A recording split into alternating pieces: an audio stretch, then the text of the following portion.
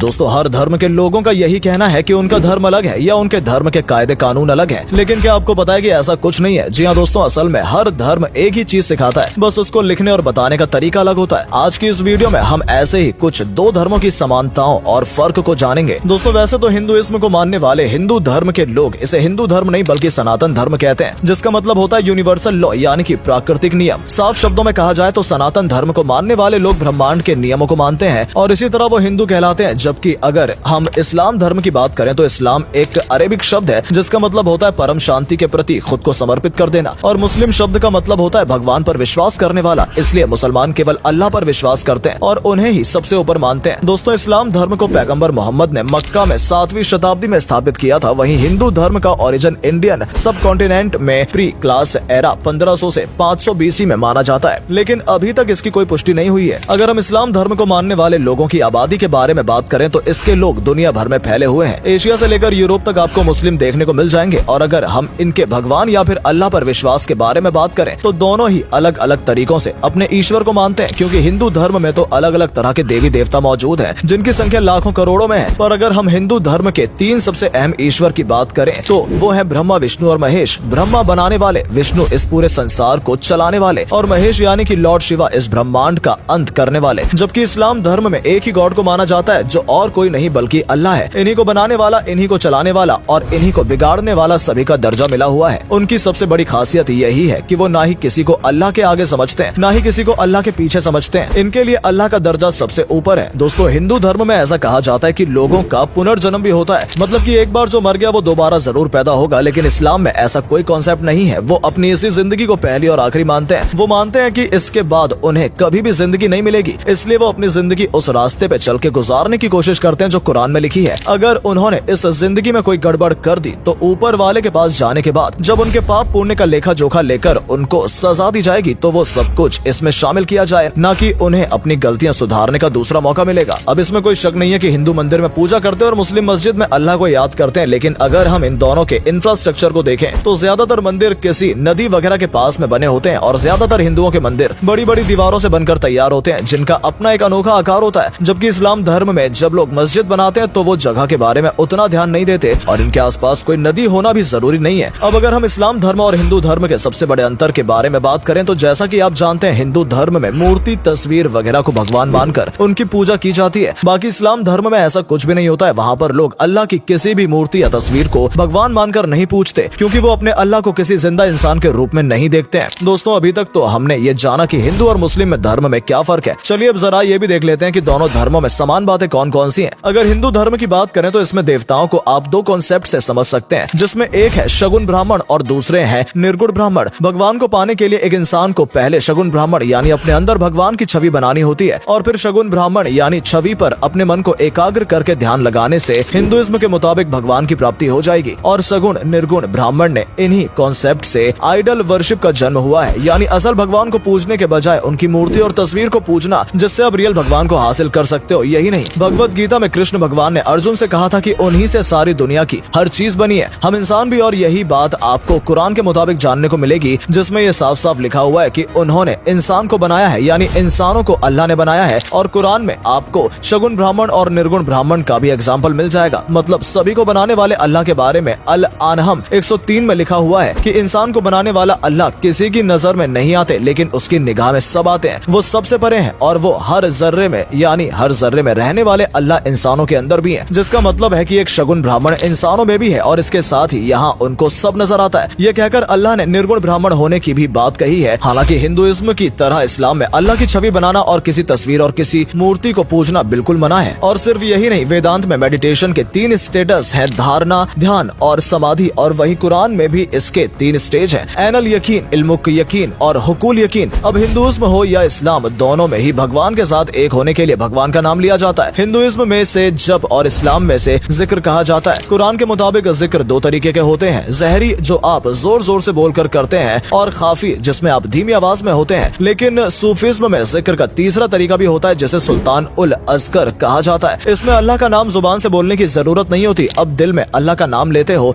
वहीं हमारे हिंदुइज्म में जब 3 तरीकों से जप किया जाता है, जिसमें सबसे पहले आता है वाचिक जप, जिसमें आप जोर जोर से भगवान के नाम को याद करते हो। दूसरा है अपमशु जप, जिसमें आप होठों से भगवान का नाम कुछ इस तरीके से लेते हो कि सिर्फ बोलने वाले को यानी आपको सुनाई दे। और तीसरा तरीका है मानसा जप, जिसमें आप अपने मन में भगवान के नाम लेते हो। दोस्तों आपको बता दें कि मुसलमानों का सबसे पवित्र स्थल मक्का सिर्फ इस्लाम में यकीन करने वालों के लिए नहीं बल्कि हिंदुओं के लिए भी एक पवित्र जगह है। और इसकी कहानी कुछ ऐसी है कि मक्का जहाँ पर इस्लाम को मानने वाले हज पर जाते हैं, वहाँ एशियन वैदिक स्क्रिप्चर हरिहरेश्वर महात्मा ने कहा था कि भगवान विष्णु के पैरों के निशान 3 जगह पे पड़े थे, जिसमें से एक था गया, दूसरा था शुक्ल तीर्थ और तीसरा और आखिरी था मक्का। हालांकि इस्लाम में आइडल पर शिपिंग की मनाही है, पर ब्लैक काबा स्टोन को पवित्र मानते हैं, जिसे वो हजरे अस्वद कहते हैं। और इसके अलावा भी आप अगर देखोगे, जैसे हिंदुओं में भगवान की प्रदक्षिणा करने का रिवाज है, बिल्कुल उसी तरह काबा में भी पिलग्रम्स काबा के स्टोन के 4 बार एंटी क्लॉकवाइज डायरेक्शन में चक्कर लगाते हैं। और जिस तरह इस्लाम में हज होता है, उसी तरह हम हिंदुओं में तीर्थ यात्रा होती है। दोस्तों हिंदू धर्म में जहाँ दान धर्म का चलन है, वैसे इस्लाम में भी ज़कात का चलन है। लेकिन जहाँ पर हिंदुइज्म में दान को वैदिक पीरियड से दिया जाता है, हिंदू लोग दान को बिना किसी एक्सपेक्टेशन के करते हैं। वहीं पर ज़कात को अपनी धन दौलत को प्यूरिफाई और ब्लेस कराने के लिए करते हैं। दोस्तों आशा करता हूँ कि आज की वीडियो आपको पसंद आई होगी। मिलते हैं नेक्स्ट वीडियो में। धन्यवाद।